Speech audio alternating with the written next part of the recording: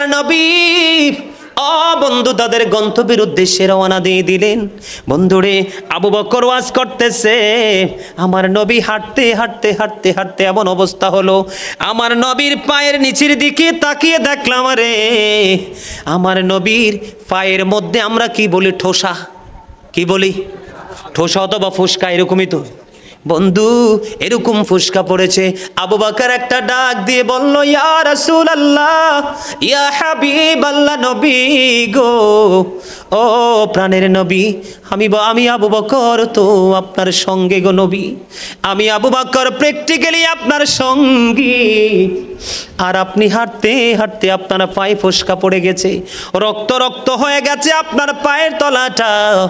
ও নবী গো, কিয়ামতের দিন যদি আমার আল্লাহ যদি আমাকে প্রশ্ন করে, আবু বকর রে, তুমি তো সঙ্গী ছিলা, আমার হাবিব এত কষ্ট করলো, তুমি কি আমার বন্ধুর কষ্টটা ভাগ করে নিতে পারলা না? ইয়া রাসূলুল্লাহ, নবী গো, সেই দিন আমি আল্লাহর কাছে জবাব দিতে পারবো না, নবী গো আর দেরি করেন না, আপনি আমার কাঁধের উপর আমার কাঁধে ওঠেন, আমি আপনাকে কাঁধে চড়িয়ে চড়িয়ে সামনের দিকে নিয়ে যাব। জোরে জোরে কন্যা সুবহানাল্লাহ, আরো জোরে বলেন না সুবহানাল্লাহ। বন্ধুরে আমার, প্রথম হাঁটছে কয়জন? কথা বলেন না, দুইজন। কয়জন? আমার নবী, আপনার আমার প্রাণের নবী, আল্লাহর প্রিয় হাবিব হাবিবুল্লাহ ইমামুল মুরসালিন, ওনার দুইটা কদম, আবু বকর সিদ্দিক রাদিয়াল্লাহু তাআলা আনহুর দুইটা কদম। কদম কয়টা? চারটা। ও বন্ধু, এদিক দিয়ে কিন্তু আবু জাহেল, উতবা, সাইবা, আবু লাহাব পাগল হয়ে গেছে। কোথায় গেল নবী মুহাম্মদ? বন্ধু পুরস্কার ঘোষণা করে দিল, তারপরে বন্ধু নবীর সন্ধান পাচ্ছে না, নবীর জন্য তারা ছুটতে লাগলেন। তারা নবীর তালাশ করতে যখন বের হলেন, তখন তারা একজন বিশেষজ্ঞ নিলেন। কি ধরনের বিশেষজ্ঞ জানেন? এই বিশেষজ্ঞটা হলো, যিনি কদম দেখে বুঝতে পারবে এটা কার কদম। জোরে জোরে কন্যা উযুবিল্লাহ। তাদের সাথে একজন বিশেষজ্ঞ নিলেন। কি বিশেষজ্ঞ মানে কি জানেন? দক্ষ ব্যক্তি, অ্যাক্টিভ ব্যক্তি, অভিজ্ঞ ব্যক্তি, ওনাকে নিলেন। তখন কিন্তু তাকে বন্ধু সামনের দিকে দিলেন। নবী যেই দিকে গেলেন সেই দিকে তারাও রওনা দিল। যাইতে যাইতে যাইতে যাইতে কদম যখন দেখলেন, কদম দেখতে দেখতে বন্ধু এবার তিনি শনাক্ত করে ফেললেন, এখানে নবী মুহাম্মদের পায়ের ছাপও আছে, সঙ্গে আবু বকরও আছে, আমরা খুব অল্প সময়ের মধ্যে তাদেরকে পেয়ে যাব। জোরে জোরে কন্যা নাউজুবিল্লাহ। এবার সামনের দিকে রওনা হলো। হাঁটতে হাঁটতে হাঁটতে হাঁটতে বন্ধু কিছু দূর গেল, যাওয়ার পরে তাদের রহস্যের জট বন্ধু উন্মোচিত হয়ে যায়। তাদের রহস্যটা কি হয়ে গেল? উদ্ঘাটন হয়ে গেল, উন্মোচন হয়ে গেল। এবার সামনে যাইয়া দেখে পায়ের ছাপ মাত্র দুইটা। কথা বলেন না কেন? কয়টা? এবার বন্ধু, এবার আবু জাহেলকে সঙ্গীদেরকে বলতেছে, আমি তো একটা সংখ্যার মধ্যে পড়ে গেলাম। কয় কি ধরনের সংখ্যায় আপনি পড়ে গেলেন? কয় এতক্ষণ তো আমি 100% ছিলাম, এটা নবী মুহাম্মদের কদম, সঙ্গী আবু বকরের কদম, এখন তো রহস্যের জটটা তো খুলে গেল, এখন থেকে আর চারটা কদম আমি দেখতে পাই না, কদম দেখতে পাই দুইটা, তবে এই দুইটা কদম কার আমি বুঝতে পারছি না। আওয়াজ তোলে কন্যা সুবহানাল্লাহ, আর জোরে বলেন না সুবহানাল্লাহ। বন্ধু এবার তিনি সংশয়ে পড়ে গেলেন, ওই দিক দিয়ে তাদের এত বেশি কাছাকাছি চলে গেলেন নবীর।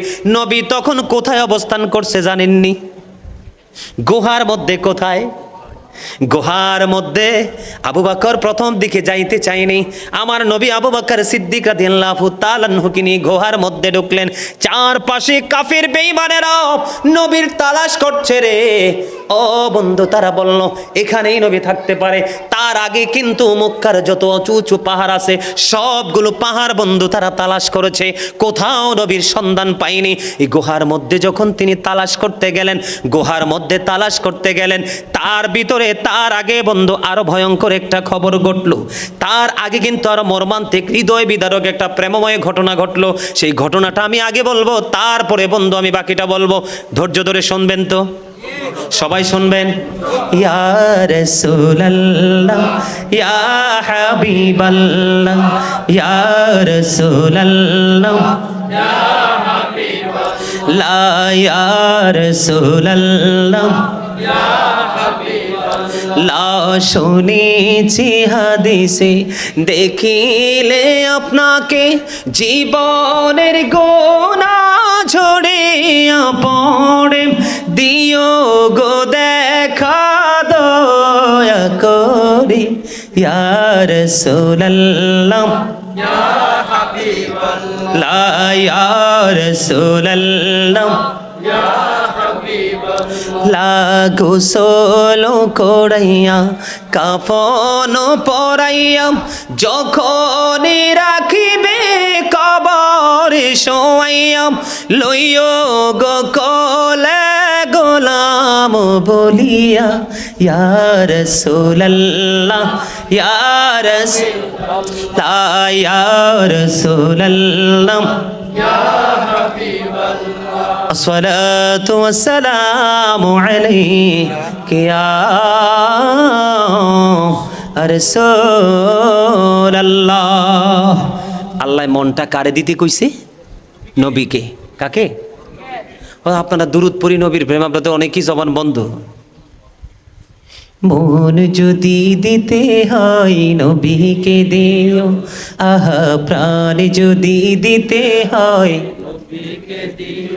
তোমার কষ্ট যত না যিনি সইতে পারে না তোমার কষ্ট যত না যিনি সইতে পারে না সেই নবীকে ভালোবেসে সেই নবীকে ভালোবেসে দুরূদ পড়িও মন যদি দিতে হয় আওয়াজ দি বলেন প্রাণ যদি দিতে হয়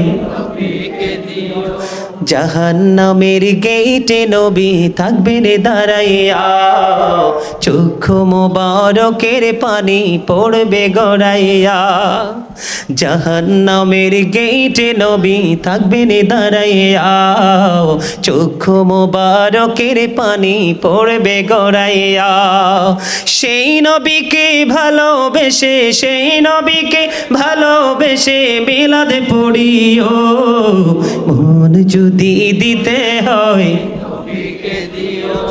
আহা প্রাণ যদি দিতে হয়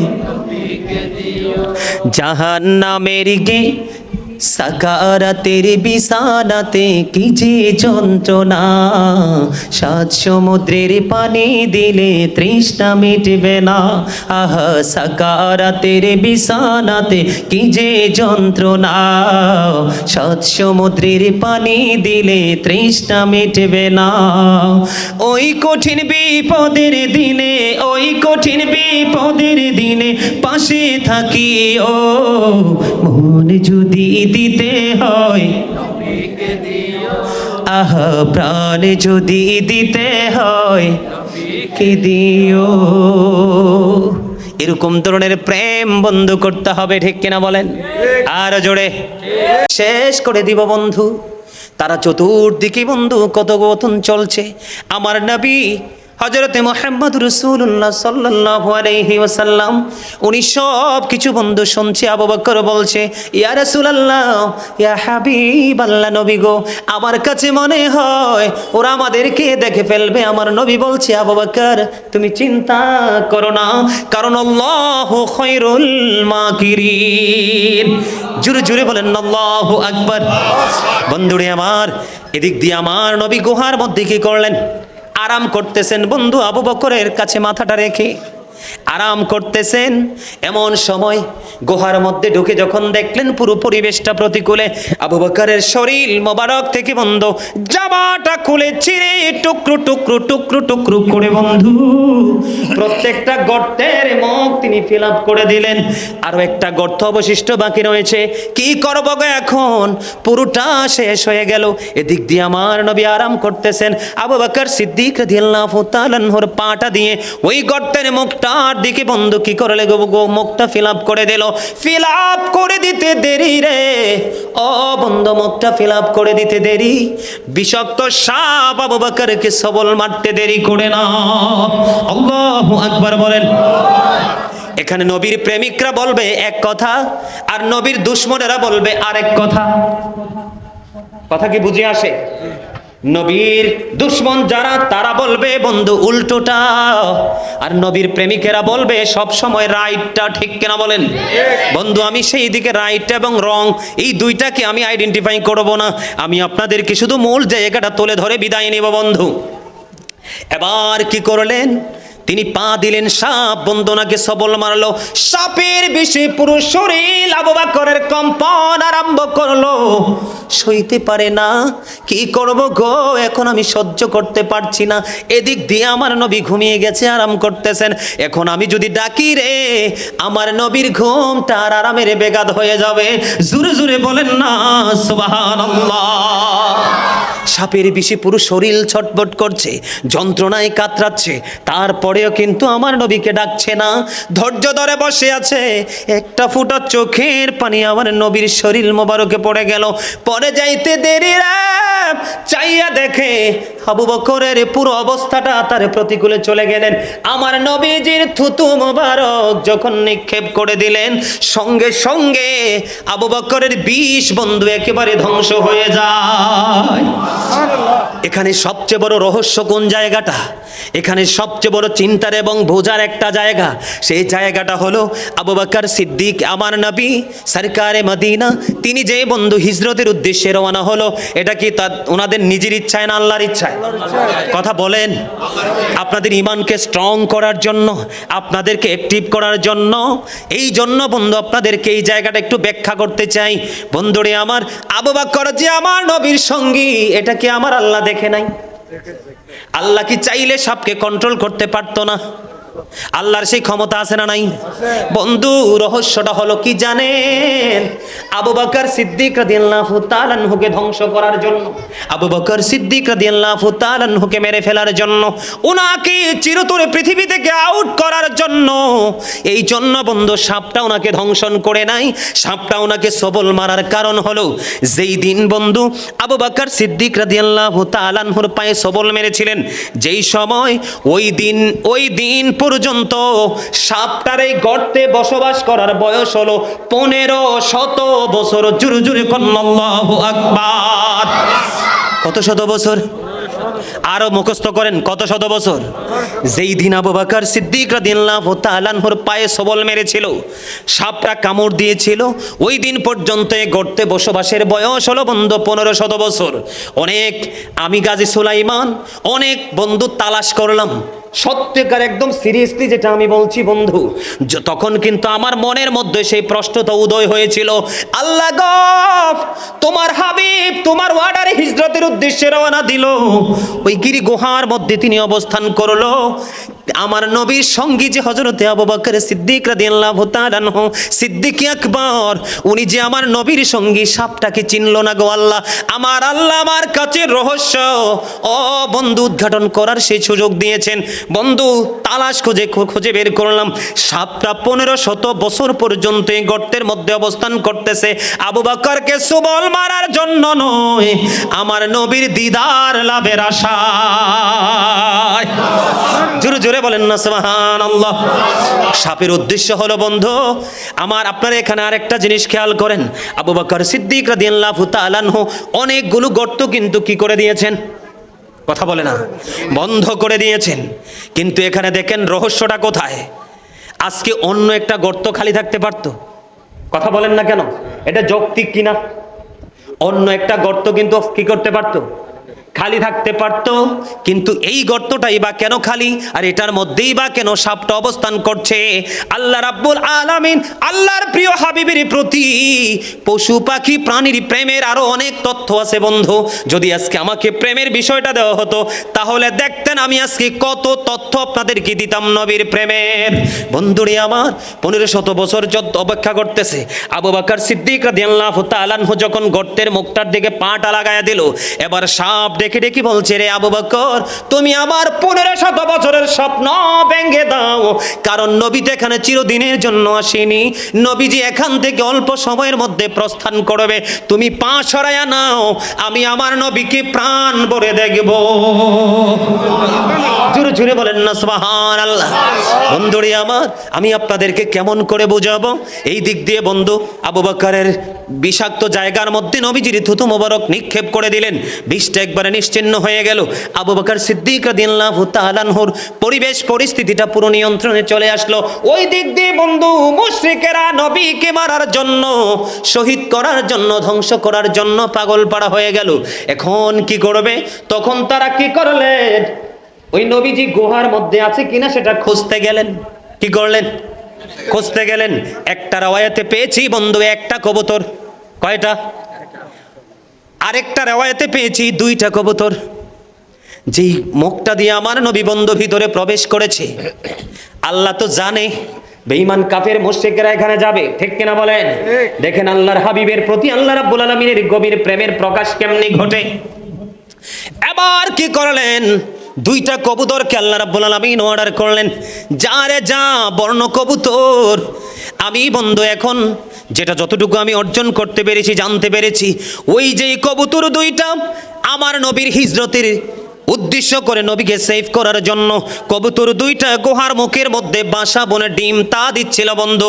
ওই কবুতরের ওই 2টা কবুতরের বংশধর হলো এখন যেগুলো আপনি মক্কায় গেলে পাবেন। জোরে জোরে বলেন না সুবহানাল্লাহ। এই 2টা কবুতরের বংশধর হলো এখন যেগুলো আমি 2 চোখে বন্ধু দেখে এসেছি। এখানে গেলে দেখবেন যারা মদিনায় যাওয়ার উদ্দেশ্য, মক্কাতুল মুকাররমায় যাওয়ার উদ্দেশ্য, ওখানে গেলে দেখবেন কিতাব প্রমাণ করেছে এই 2টা কবুতরের বংশধর এখন যেইগুলো আছে সবগুলো। এবার বন্ধু তারা দরজার সামনে গেলেন, আরো একটা রহস্যময় প্রেম যাইয়া দেখলেন মাকড়সা কি করেছে? পুরো মুখটার মধ্যে বন্ধু জাল ভরে রেখেছে। মাকড়সা যখন ঘরের কোনায়, ঘরের আঙিনায় যখন দেখবেন কি বলে জাল বনে, বাসা বনে, তখন দেখবেন ঘরের মুরব্বি যারা, তাদের যখন নজর যাবে ওরা ডাক দিয়ে বলবে তোমরা খালি খাও আর ঘুমাও, এই দিকে পুরো জায়গাটা ময়লা হয়ে গেছে, তোমরা দেখো না, পরিষ্কার করো। এইরকম সংসার জীবনে বলে কি বলে না? কথা বলেন না কেন? সিনিয়র যারা, মুরব্বি যারা জুনিয়রদেরকে বলে। বন্ধুরে আমার, এবার কি করলেন? তারা দেখলেন, যাইয়ে দেখলেন কবুতর বাসা বনে ডিম তা দিচ্ছে। বন্ধুরে আমার, ওই দিক দিয়ে মাকড়সা সুন্দর করে জাল বনে দিয়েছে। দেখেন কবুতরের গভীর প্রেম নবীর প্রতি এবং মাকড়সার বন্ধু নবীর প্রতি অবর্ণনীয় প্রেমের এক নিদর্শন। এবার বন্ধু খোঁজাখুঁজি করলো, যাইয়ে সামনে দেখে যে নিশ্চয়ই এটার মধ্যে কেউ নাই। সুবহানাল্লাহ বলেন না? কে নাই? এটার মধ্যে কেউই নাই। যদি কেউ থাকতো রে, তাহলে এটা দিয়ে যদি কেউ ঢুকতো, কারণ আসতে যে বেশিক্ষণ তো হয় নাই, বেশি দেরি তো হয় নাই, এই অল্প সময়ের মধ্যে বাসা বোনা ডিম দেওয়া সম্ভব না। এটা অনেক আগেই এখানে বাসা বনে ডিম পেড়ে ডিম তা দিচ্ছে, যদি কেউ ঢুকতো ডিমও ভেঙে যেত, বাসাও ভেঙে যেত। তাদের চিন্তা দেখছেন না আল্লাহর কৌশল। আল্লাহু আকবার বলেন না? আরে আরো জোরে বলেন আল্লাহু আকবার। মাকড়সা কিভাবে জাল বনে দিল নবীকে এবং আবু বকর সিদ্দিক রাদিয়াল্লাহু তাআলা আনহুকে বন্ধু সেভ করে দিলেন। এরপরে এখান থেকে এখানে 3 দিন ছিলেন নবী। কয়দিন? গুহার মধ্যে কয়দিন? 3 দিন ছিলেন। তারপরে বন্ধু নবীজি কৌশল করে করে আস্তে আস্তে আস্তে আস্তে করে বন্ধু উনি ওনার গন্তব্যে পৌঁছে গেলেন। জোরে জোরে বলুন সুবহানাল্লাহ। আলহামদুলিল্লাহ, লা ইলাহা ইল্লাল্লাহ, লা ইলাহা ইলাহা ইল্লাল্লাহ। আরশে কুরসি লৌহ কলম সৃষ্টি যার ওসিলা, আরশে কুরসি লৌহ কলম সৃষ্টি যার ওসিলা। নিজে আল্লাহ খুশি হইয়া নাম রাখিলেন হাবিবুল্লাহ। সুবহানাল্লাহ, আলহামদুলিল্লাহ, লা ইলাহা ইল্লাল্লাহ, লা ইলাহা ইল্লাল্লাহ, লা ইলাহা ইল্লাল্লাহ।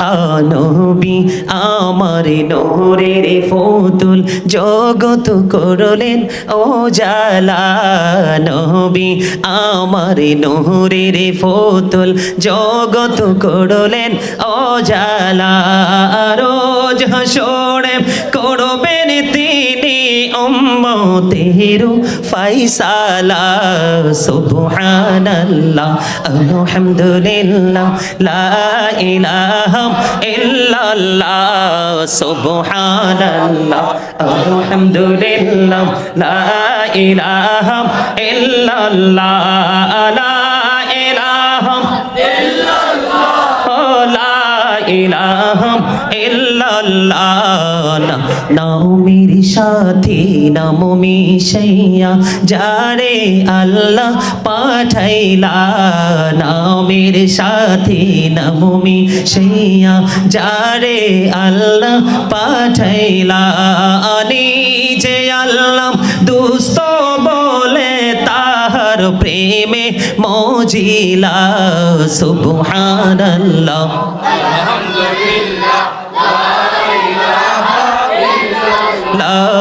সুবহানাল্লাহ আলহামদুলিল্লাহ লা ইলাহা ইল্লাল্লাহ লা ইলাহা ইল্লাল্লাহ লা ইলাহা ইল্লাল্লাহ জোরে জোরে বলেন আলহামদুলিল্লাহ লা ইলাহা ইল্লাল্লাহ মুহাম্মাদুর রাসূলুল্লাহ সাল্লাল্লাহু আলাইহি ওয়াসাল্লাম।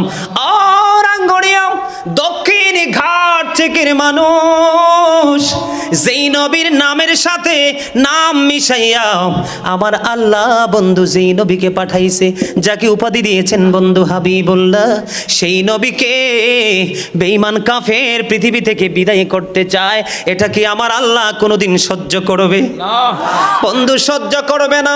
সঙ্গে সঙ্গে আল্লাহ রাব্বুল আলামিন জিবরিলকে পাঠিয়ে দিলেন, জিবরাইল জলদি চলে যাও, আমার হাবিবের কাছে তুমি গিয়ে মেসেজটা জানিয়ে দাও। বন্ধু ও বন্ধু দেখেন আল্লাহ রাব্বুল আলামিন এই যে আমার নবীজি যে হিজরতে যাবে তার আগের মুহূর্তে কি প্রেমের খেলা খেলেছেন। জিবরাইল আলাইহিস সালাম এসে বললেন, ইয়া রাসূলুল্লাহ ইয়া হাবিবাল্লাহ, নবী গো, ও প্রাণের নবী, আজকে আপনি আপনার বিছানায় শয়ন করবেন না। জোরে জোরে বলেন না সুবহানাল্লাহ, আরো জোরে বলেন না সুবহানাল্লাহ। নবী গো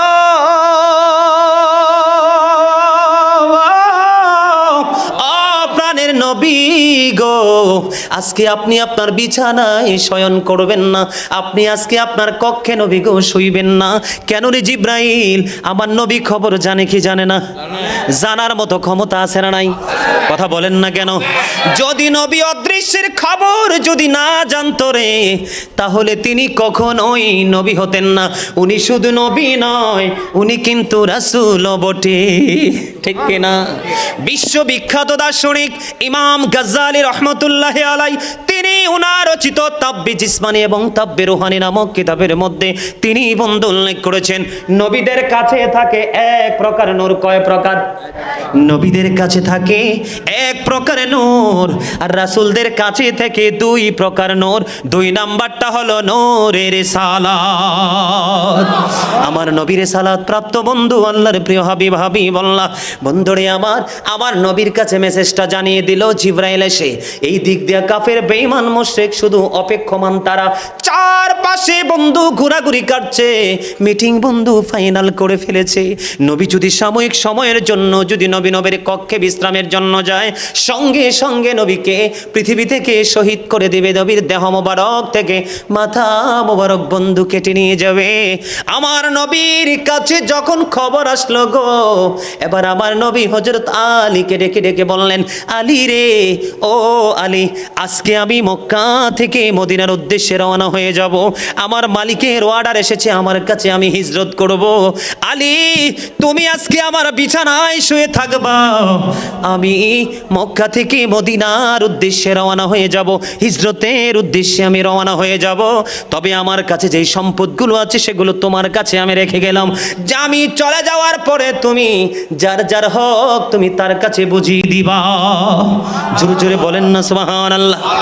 বন্ধুরে আমার, এবার এদিক দিয়ে আমার নবী নবী কি করলেন, আমার ভাই একটু আগে তিনি কিন্তু একটু টাচ দিয়েছিলেন, এই জায়গাটা অত্যন্ত চমৎকার, প্রেমময় এবং শিক্ষণীয় একটা জায়গা। বন্ধু, আমি যখন হিজরতের এই মর্মান্তিক জায়গাটা দেখেছি, চোখে দেখেছি, আমার চোখের পানিগুলো দুই চোখ দিয়ে মনের অজান্তে ঝরে ঝরে পড়লো। এদিক দিয়ে বন্ধু আলীকে আমার নবী সহিতে বললেন, অন্য দিক দিয়ে দৌড়ে চলে গেল আবু বকর সিদ্দিক রাদিয়াল্লাহু তাআলা আনহুর ঘরের দরজায়। বন্ধু, একটা টোকা দিতে দেরি রে, ও বন্ধু শুধু একটা বার টোকা দিয়েছে, একটা টোকা দিতে দেরি রে, আবু বকর দরজাটা খুলতে দেরি করে না। জোরে জোরে বলুন না সুবহানাল্লাহ। এবার বন্ধু আবু বকরকে ডাক দিয়ে আমার নবী বললেন, আবু বকর, একটা টোকা দিতে দেরি রে, তুমি দরজাটা খুলতে দেরি করলা না, কে রে আবু বকর, এটা কেমন করে সম্ভব রে আবু বকর? এবার আবু বকর সিদ্দিক রাদিয়াল্লাহু তাআলা আনহু ডেকে ডেকে বলেন, ইয়া রাসূলুল্লাহ, ইয়া হাবিবাল্লাহ, নবী গো, ও প্রাণের নবী গো, আপনি যেদিন থেকে আপনার জবান মোবারক থেকে আমি শুনেছি আপনি আমাকে নিয়ে হিজরত করবেন গো, সেদিন থেকে আমি অধীর অপেক্ষায় বসে আছি গো নবী। আপনি আমার দরজায় এসে দাঁড়িয়ে থাকবেন আর আমি ঘরের দরজা বন্ধ করে ঘুমাবো। ইয়া রাসূলুল্লাহ, ইয়া হাবিবাল্লাহ, নবী গো, এটা কিছুতেই হতে পারে না গো নবী।